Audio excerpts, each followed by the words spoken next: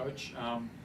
It wasn't as pretty as you would have liked, considering the strong start, but you got there in the end. What are your key takeaways? Yeah, I really liked the first quarter. I thought we were disciplined at both ends of the floor on the things that we wanted to do tonight. Made shots, which is important.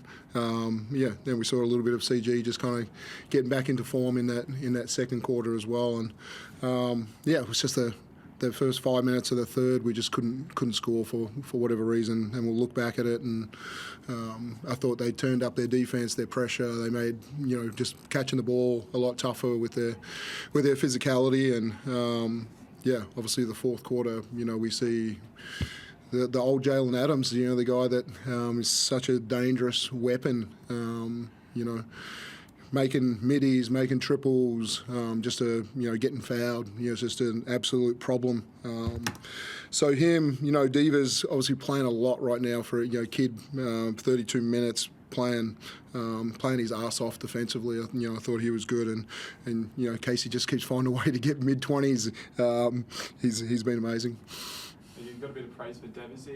Young kid, going really well. He's pretty. His defense is probably the most notable aspect of his game tonight. Do you think that'll hold him in good stead just moving forward with Brisbane? Obviously, your team got the win tonight, but I just want to get your thoughts on the praise that you can give Tristan. Yeah, he worked out in our program for a while, so we have great respect for him.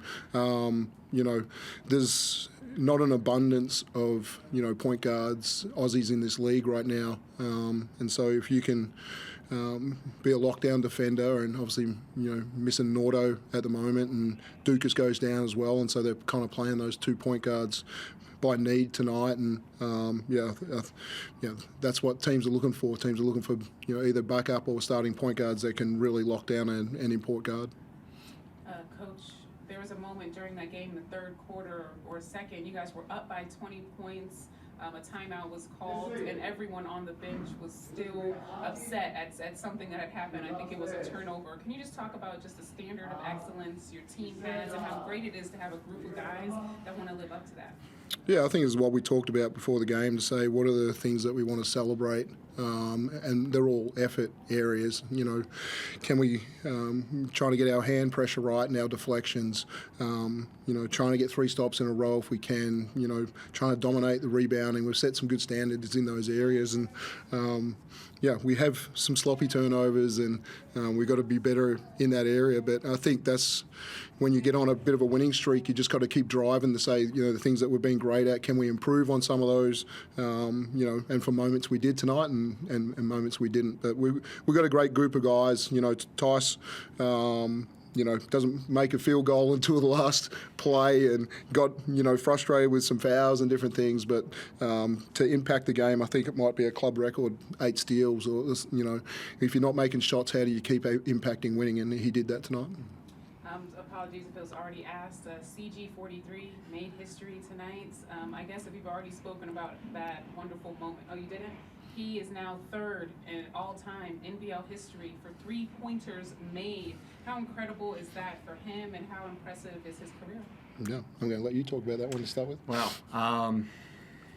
It's such a privilege to be in the presence of greatness, and he's one of the legends of this league, and to compete with him every single day and to go at it with each other in practice is such an honour.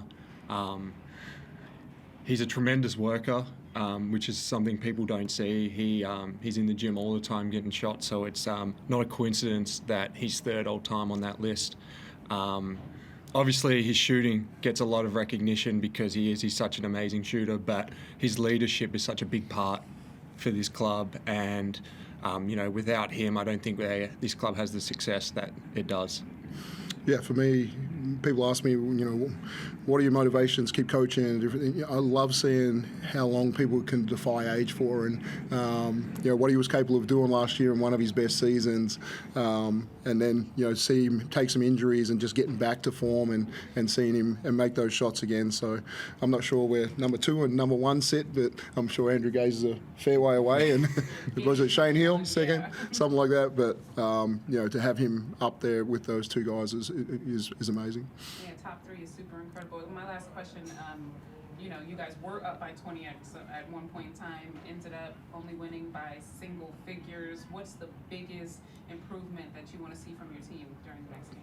Yeah, firstly, the credit to to the Bullets. That's a hell of a fight that they put up. Down 20, there's no quit in that team.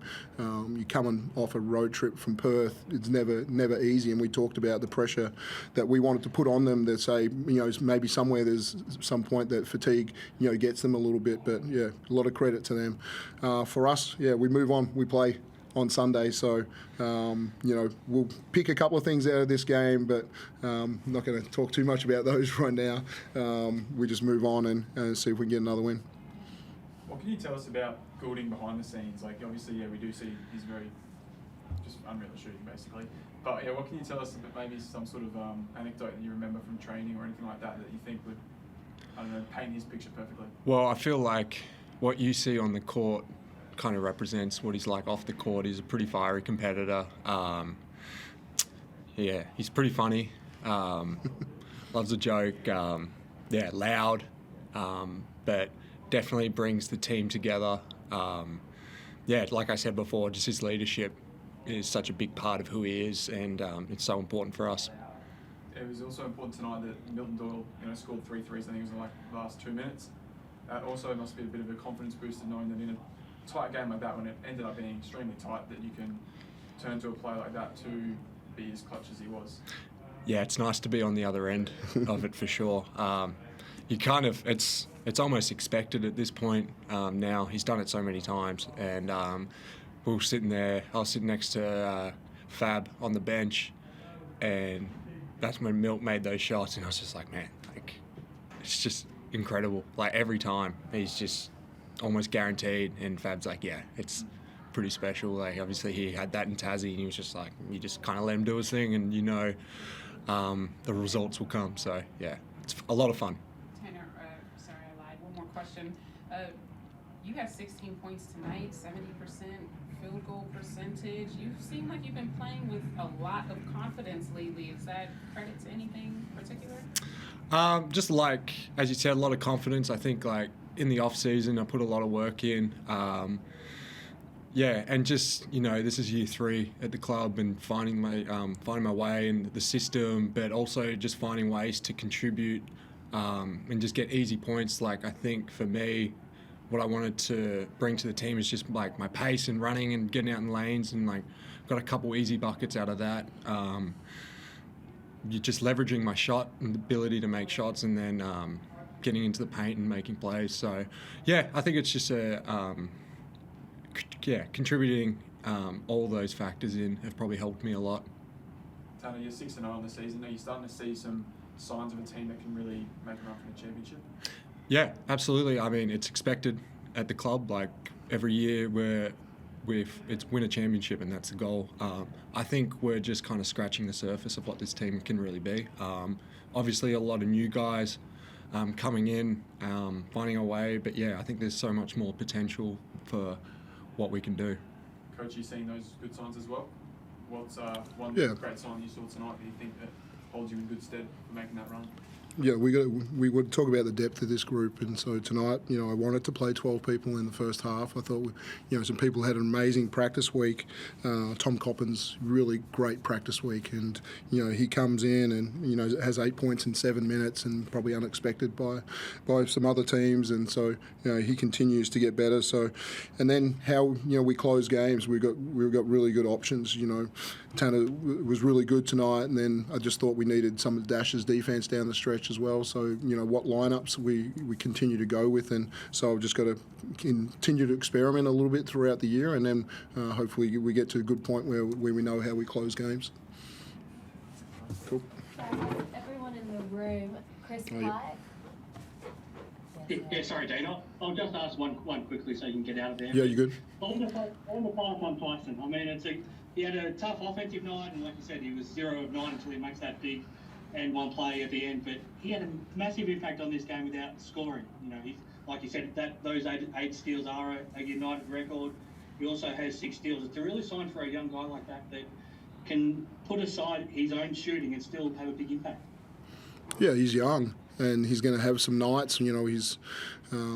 he has shown that throughout the year. He's had some really good shooting nights, and he had some good looks tonight.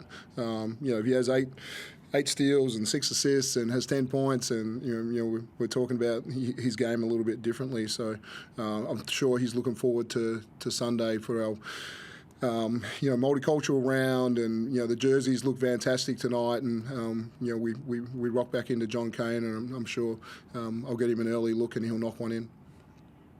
Thank you.